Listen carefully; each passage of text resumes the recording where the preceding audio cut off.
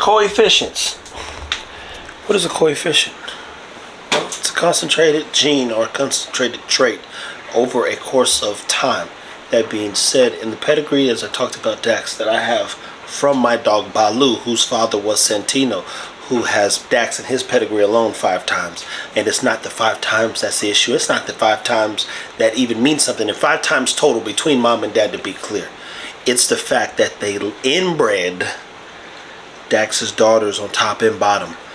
To get a specific look and the coefficient, when me and Ruben and I did the numbers, was 12.5%. Realistically, 12.5% they say is too high of a concentration, which means you need to get it down to 6.25% to basically throw a look consistently.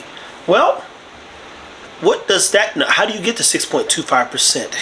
Line breeding is a thing. They've been line breeding chickens and horses and even plants at times. So, how do you get to 6.25%?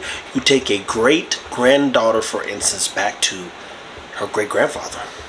You take a great-grandson back to a grandmother. Well, how many times can a female be bred legally? 6 times. In most registrations, they only allow 4 registrations. You can only register 4 litters.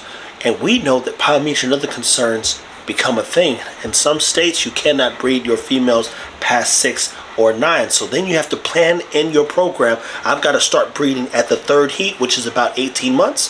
And from there, I've got to breed her out by year 4, which means you're going to have to use some males at a year old to keep the process running. Stay tuned as we get into more of that.